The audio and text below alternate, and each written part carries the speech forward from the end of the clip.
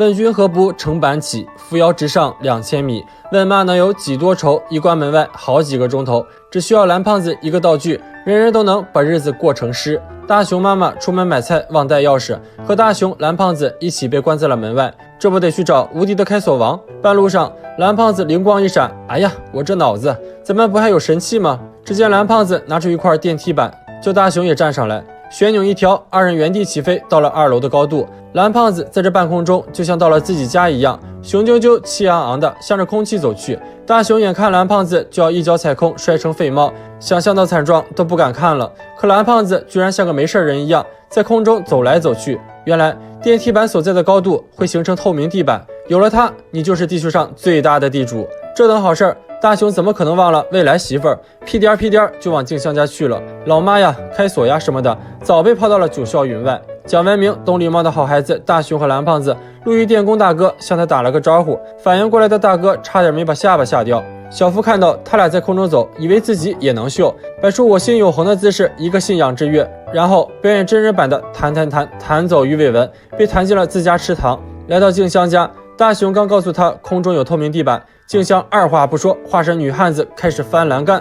蓝胖子赶紧阻止了他，且不说穿着裙子会不会走光，没踩过电梯板的人可能会直接摔下去。和静香挤在一起撑电梯板，把大熊美得不要不要的。但大熊不是个重色轻友的人，看到公园里的胖虎正在欺负安雄和春夫，大熊立马赶到，把他俩救了上来。把初吻献给大树的胖虎气炸了，爬上树不仅没追上大熊，反倒在歪脖子树上自挂东南枝。即使是在没有孩子王存在的美好世界里，平时能平地摔的大熊一样倒霉，打个球直不愣登的往电线杆上撞，还差点砸坏别人阳台上的窗户。为了避免打架，主要是大熊人财两空，蓝胖子再次升高了电梯板的高度，胖虎和小夫在地上那叫一个羡慕嫉妒恨啊。大熊表示看了感觉真可怜，大度的答应让他俩也上来玩玩。升到80层，安雄的帽子被直升机的气流带走，最后居然挂在了约330米高的东京塔顶上。虽然比金刚还是差点，不过但凡有几粒花生米，也不会去比大猩猩和一顶帽子的攀爬能力。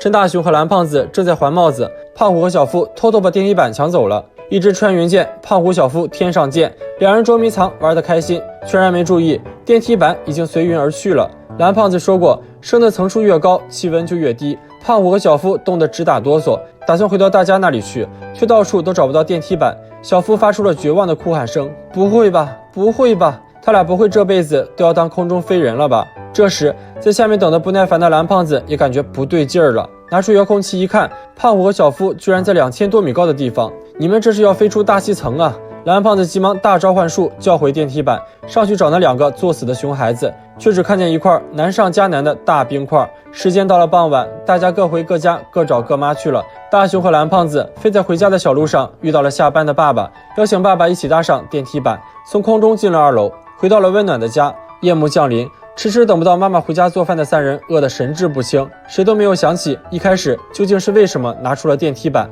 而可怜的妈妈在门口等到天黑，也没等来本该去找开锁师傅的大熊和蓝胖子。大熊、蓝胖子爸爸在家里傻等，妈妈在门外傻等，果然不是一家人不进一家门呐。如果小伙伴们有机会乘坐这个电梯板，希望升到多高去看世界呢？评论区留言告诉我吧。不要走开，下集更精彩。蓝胖子和小蜜约会，大熊执意要当电灯泡，甚至抢走定情信物。难道海王大熊连猫都不放过了吗？妖兽喽！大熊和蓝胖子这对好基友竟然吵得面红耳赤，只因为蓝胖子怀疑大熊偷吃了他的高档铜锣烧。蓝胖子愤怒的口水喷了大熊一脸，大熊也不甘示弱，扮了个鬼脸吓唬他，最后2人不欢而散。大熊气鼓鼓的回到房间里躺下，瞥见地上有一支涂脸笔，一个猥琐的想法浮现在他的脑海中。他用这支笔把照片上的蓝胖子画的小酒窝、长睫毛弯弯，还有迷人的烈焰红唇。就在这时，蓝胖子突然来了，吓得大熊差点把照片和笔塞进裤裆里。蓝胖子一进门就土下座状向大熊道歉，原来铜锣烧是被妈妈拿去招待客人了。蓝胖子的脸居然变得和他画过的照片一模一样。大熊险些憋笑憋出内伤，他又偷偷在照片上画了2撮小胡子，回头一看，果然出现在了蓝胖子脸上。现在他终于明白涂脸笔是怎么用的了。大熊本想以蓝胖子看起来很衰为借口骗他去洗个脸，但他忽然想起卫生间里是有镜子的，拉住蓝胖子后自己去打了水，来让他洗脸。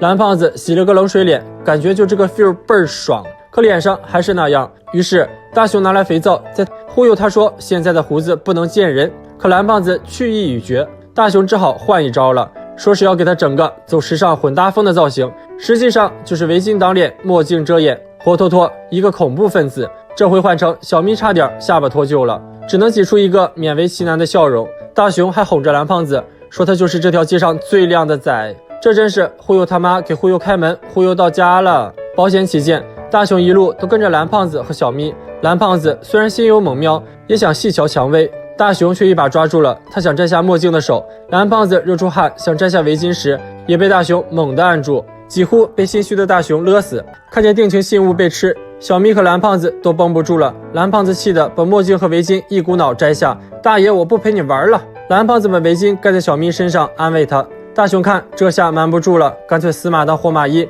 躲在小树林里，在照片上添油加醋，想着起码改得正常一点。听到蓝胖子温柔的话语，原本趴在地上自闭的小咪抬起头逃走了。看着蓝胖子海苔眉加大胡子，一对红脸蛋活脱脱成了侯赛雷。大雄的审美还真是惊为天人呐！要是蓝胖子知道自己的脸是什么样子，会用什么道具来回击大雄呢？评论区来说一说吧。不要走开，下集更精彩。人在家中坐，戏份天上来，胖虎竟成为特摄剧临时主演，代替龟面骑士和怪兽上演一场爱情长跑。作为一名合格的土豪，广告打得热火朝天的虚拟游戏《宇宙大冒险》发售了，自然要做小伙伴里第一个入手的。然而明明是4个人的游戏，大雄却始终不能有姓名。他已经看透了，小夫叫他来就没安好心。回到家，大雄俨然成了伸手党，先是宇宙大冒险，然后是同样出现在电视广告中的测量名人，最后降低标准到了好心情苏打水。总之看见啥就问老妈要啥，但老妈的答案通通都是 no。 电视广告做的这么诱人，别说大雄了，蓝胖子都心动了。电视徐5年高，但凡你在电视上看上啥，咱都让他手到擒来。说广告，广告就到。蓝胖子眼疾手快，把屏幕中的口香糖粘了出来。免费得来的东西，大雄还嫌弃不真实，但试吃过后就真香了。这么好的道具，大雄怎耐得了寂寞？电视上出现无敌无人机的广告，这可是能制霸海陆空高级的玩具，现在都还没上市呢。大雄抓住机会一气呵成，用这个显摆，必定能气得小夫心肝脾肺肾全都疼。小夫那边刚刚散伙，大雄的无敌无人机就闪亮登场，在小夫家旋转跳跃闭着眼。哎呀，比别人晚玩上会让我不开心的。大雄一波话，仇恨直接拉满。胖虎更是直接借走了玩具，本以为大雄会哭丧着脸挣扎几下，可却豪爽的走开了。哼着小调的大雄一见到静香就来劲儿了，势必要在未来媳妇儿面前展露一手绝活。可是好不容易等来的广告却尽是些假发、泻药、小鱼干之类的东西，没有个10年脑血栓可不会把这些东西送给妹子。广告后紧接着乐队演出，大雄本还有些不满，但一看静香那花痴的样子，他心领神会，二话不说就把主唱给撵了过来。来，给整个签名。留下乐队其他成员对脸懵逼，目送着拿到签名后美滋滋远去的静香，大雄感觉自己的追妻之路又攻下一城。他俩没想到的是，静香一离开就当着胖虎的面把大雄给卖了。为了保命，两人只能把年糕拱手送上。年糕到手，玩具我有。胖虎一边看着龟面骑士，一边不耐烦地等着广告。龟面骑士被怪兽抓住，命运不知如何时，他来了，广告他就真来了。香喷喷的拉面，胖虎口水都要流出来了，一发入魂粘住了拉面，却浇了自己一身，这头皮都要烫熟了。胖虎没有灰心，准备继续干。酷炫狂霸拽的龟面骑士变身腰带套装，可是每个男人的梦想啊。可当胖虎把年糕捅进电视里，结果广告结束了，年糕直接命中怪兽面门。胖虎大叫不好，但年糕粘性堪比502。胖虎和怪兽进行一番拔萝卜后，反被怪兽拉进了电视里。与此同时，大雄和蓝胖子也正在看龟面骑士。只见胖虎在前面跑，怪兽在后面追，最后吃了怪兽一炮后直接飞升。这下可好，胖虎要怎么才能回来呢？